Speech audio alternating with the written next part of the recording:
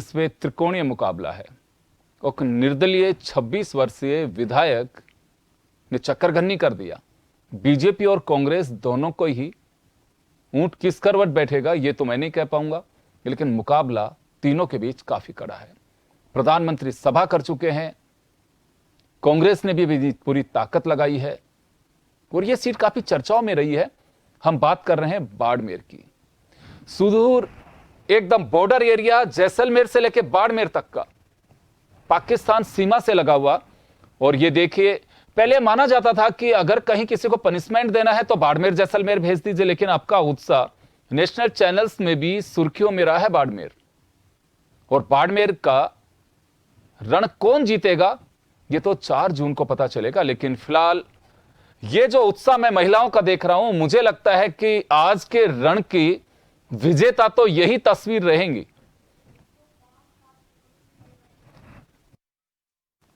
और एक आपको पता नहीं कितना उत्साह होगा, लेकिन मैं जानकर के उत्साहित हूं कि 105 साल की एक बुजुर्ग महिला जो वोट डालने के लिए पहुंची और बात कर रही हैं। जरा सुनिए क्या कह रही हैं वो माता जी। वोट देने कितना बार उम्र है थानी? 105। 105 बार है तो वोट देना जरूरी है। हाँ अच्छा, बरोबर जरूरी है वोट है। तो पहले हेंगो पहले उठता हो काम करियो। हाँ भोजन तुझो कौन करियो पहले वोट ना देना। हमें जाए न बनावो। अच्छा, तो थान वोट लग गया पर हमेशा वोट दिया करो। हाँ हमने ये सोच कर किया है कि हम ऐसे प्रत्याशी को चुने जो हमारे यहाँ पर डेवलपमेंट कर सके, विकास कर सके, ताकि जो भी युवा मतदाता को या किसी को भी जो भी परेशानी आ रही है उसका समाधान हो सके। कोई भी व्यक्ति किसी भी परेशानी से ना जूझे। ये देखिए क्या कॉम्बिनेशन था।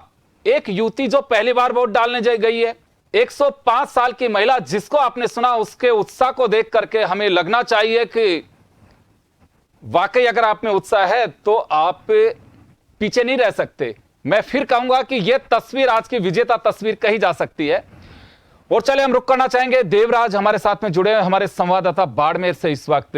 जी देवराज, माहौल देख करके तो मुझे लगता है कि बाड़मेर का उत्साह, जिस तरह से वहां का पारा सिर चढ़ करके बोलता है, तपती धूप बावजूद उसके कतारे में देख रहा हूं 105 साल की माताजी ने तो मुझे ही उत्साहित कर दिया। तो ओवरऑल माहौल क्या है वहां का?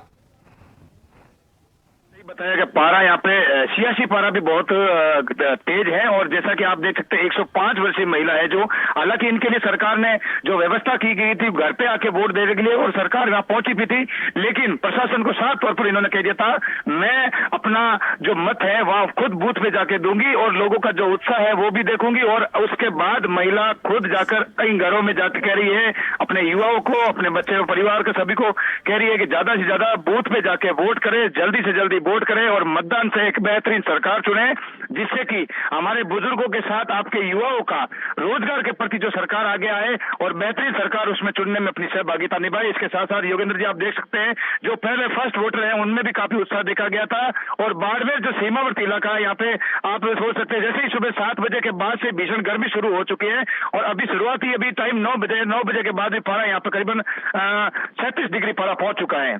और इसके बाद भी लोगों में काफी उत्साह है और काफी सभी बूथों पे भीड़ है। देवराज में एक देवराज एक छोटा सा सवाल है मेरा। वहां पे राजस्थान की अगर बात करें तो त्रिकोणीय मुकाबला केवल एक बाड़मेर सीट पे है। 25 सीट में से सेकंड फेज में 13 सीट पे मतदान हो रहा है। तो ये त्रिकोणीय मुकाबले की वजह से भीड़ है, हर बार ऐसा ही नजारा देखने को मिलता है।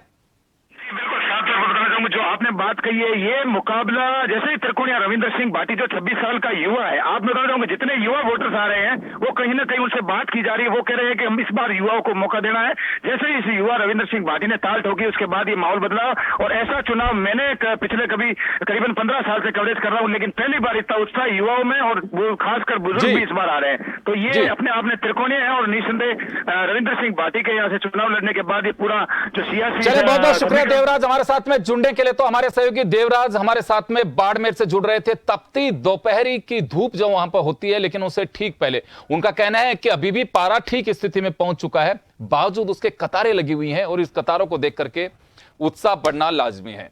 और यह बात जो मुझे लग रही थी कि त्रिकोणीय मुकाबले की वजह से यह भीड़ अब दिखाई दे रही है, क्या होगा? क्योंकि हर प्रत्याशी ने वहां जान लगाने की कोशिश की है। कंगना रनौत हिमाचल मंडी से पहुंच करके और बाड़मेर की गर्मी में पहुंच गई, तो आप अंदाजा लगा सकते हैं कि वहां एक तरफ पहाड़ों पे बर्फ दिख रही है और यहां धोरों में तपती दोपहरी, उसको भी उन्होंने देखा है। प्रधानमंत्री नरेंद्र मोदी वहां सभा कर चुके हैं। बीजेपी और कांग्रेस दोनों के ही दिग्गजों ने वहां ताकत लगाई। रविंद्र